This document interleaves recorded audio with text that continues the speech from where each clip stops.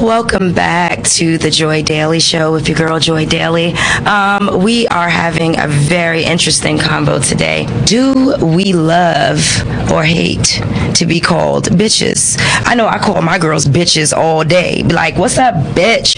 Or this bitch Waheeda left her sushi trash in my car and stunk that shit up. Bitch. You know what I'm saying? So we jokingly call each other bitches all the time. Now, when the whole bitch calling females bitches came out in hip-hop, you know, back in what I say the early 90s, it was like a big deal. Like, if a guy called you a bitch, you're ready to beat that nigga's ass. Yeah, it's kind of different. I think it's still like that.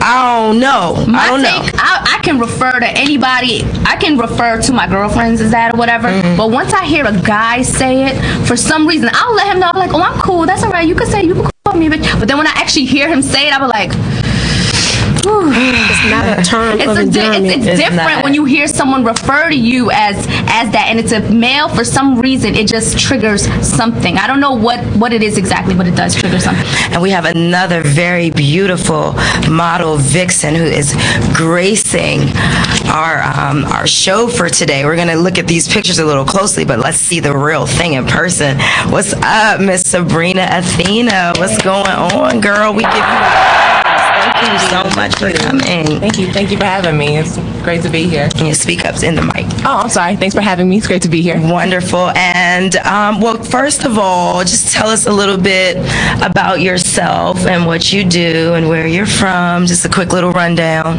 Okay, I'm originally from Detroit, Michigan. I've been in New York for roughly 6 years now. I've been modeling. I've done some plus size work with Click Model Management, and I had personal management on the high end and plus size end of the spectrum. What? Hold up. I just got to pause for a moment, because look at these pictures. I don't see any plusness in your size, to be quite honest with you. That's kind of the point of what I'm doing now. There's a lot of, conversation about what is standard for industry and what is, like the slimmer girls that do runway and the commercial print girls that are like a size 4 and 5. I took a step back after I left Click and I left my other manager, and I went and enrolled at FIT, where I studied advertising and marketing communication, and took a look at the industry from a more political perspective and seeing how the ins and outs of the castings work and what they're actually looking for. And my opinion, and it seems to be a popular one at this point, is that women with curves, it doesn't have to be a plus size. And because I wear a bikini, well, it doesn't have to be urban. We can be mainstream, we can be high-end without being a size 4. I'm a size 8'10". And that's pretty much my push at this point, Women with curves can do things, outside of the urban world. And obviously, no shun to anyone who does urban, because that's where I got a lot of love from. But, moving forward, more mainstream. Wow. Okay. Now, I mean, in the mainstream, though, this is another beautiful shot we have here. We just have to show these off. It's amazing. In the mainstream, is there that pressure to be thin, to lose weight? Like, is it more? I know it's more so like that than in the urban world. They kind of embrace curves and boobs and ass and all that good stuff. Well, it's a process, To start off with, is there's going to be somebody telling you should do this because this is what this is, or this is the standard for this. You have to be this size, and then you're urban. Well, your waist should be this small and your butt should be that big, and you have these standards, but who created them? Anyone who's a trailblazer has done it and done it their way. There's no competition, so to speak. There's just you and your personality, and you go forth with that. And that's really where I'm at. I'm like, hey, there are no standards for what I'm doing because it's just me. Right. I'm gonna do it the way I have to do it. Right now, as a model in this industry, we're always talking about just how difficult it is to be taken seriously as an attractive woman, as a model. Yeah. Do you ever encounter any situations like that where it's like, you have to let people know that, hey, I'm not just a pretty face, like, I got some sense too? Well,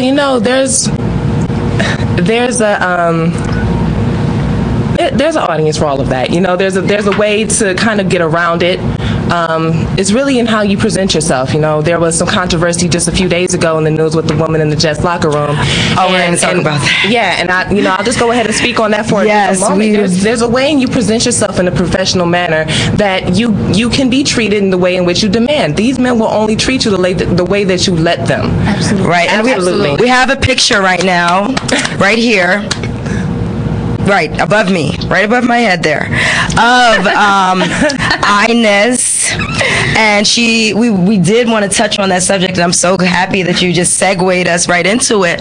But there's this big controversy about this woman being sexually harassed. I would like to get all of our thoughts on it, and then we're definitely going to have our next guest join us today, DJ Killer Touch, and get that male perspective, because we need some testosterone up in here. It's a lot of estrogen. Now, you can see her booty there. It's a nice little booty. She got a nice little booty. With painted on pants. Exactly. And that was my entire whole issue with this girl. It's like, yo, you look like a duck. You're gonna be treated as a duck. Why would you need a gold belt? Yeah, that's not. I don't know. I'm not even a gold belt. My thing that I don't understand is you're going to be surrounded by men. Absolutely. You're half dressed, but they're not dressed at all in a locker room with pants on that tight. How could you not expect them to look at you a certain type of way? I'd like to add to that. Just kind of also getting back to my point, in which I was speaking about a little earlier, about, you know, just being in the industry from a perspective from like the 2004, 2005, when those video vixens were really booming, and I just so happened to be really good friends with some of them. I was able to sit back and watch and just really be blessed with the, you know, just being able to sit back and see how things really are, and then come back and have my own strategy and how I wanted to, you know, attack the industry and how I wanted to make my own personal mark.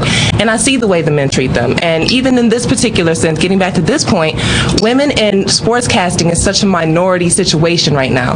When you do things like this, you know, Tiger Woods had to deal with some racism because he's the first black. You know, you got these first women who are doing this that you might get a little, you know, you look cute today or whatever. But if you put yourself in these situations, it's going to be harder for the next generation of women sportscasters to come in and do something else. So you really have to be careful. Do you guys think that this woman brought this whole situation on herself? And do you think that she's trying to get attention by, you know, accusing these guys of sexually harassing her?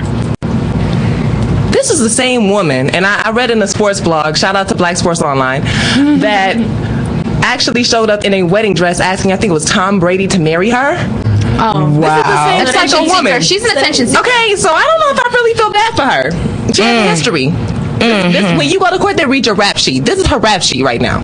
She has one. Exactly, and that is what I think. I honestly believe that this woman wants attention. She probably didn't like the person giving her that attention, but she wanted it from somebody, because guess what? You're not going to wear no old ass pants. I call them ass pants. I got some of them, and guess what? I put them on when I want somebody to look at my booty that I want to holler at. So if she wanted to holler at a man, it just wasn't the man of her choice who came at her, and that's why she's making a big deal. That's my opinion. But, you know, I might be wrong. I don't want to blame the victim, but I think that the victim did have some type of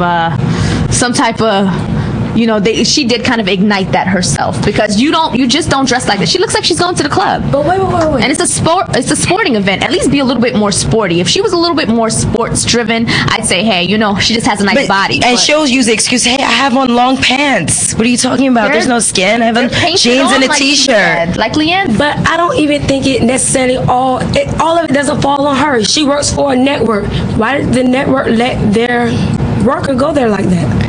That falls on the network. Exactly. I also have to say that there's really never, it's never okay to do something that is offensive in a sexual harassment sort of way. You know, as a woman, I have to, you know, say to myself, hey, that's never okay. If you feel like it's something that's wrong, then you should speak up about it. But you also have to be cognizant of what you're doing. There are other women sportscasters that wear their blazers, and they go and they do their thing, you know. And not to say you have to be just like everyone else, but at least be appropriate. Everything has a certain level of appropriateness. Right. And honestly, she has a great ass. She wanted people to look at it. She could have easily worn a long coat or something to cover that nice booty up. Now, if it was a fat, nasty booty, nobody would be sexually harassing her. Maybe she knows what she has. Exactly, and she wanted that. It's bitch, you wanted it. Okay. Anyway, look. Joy's crazy.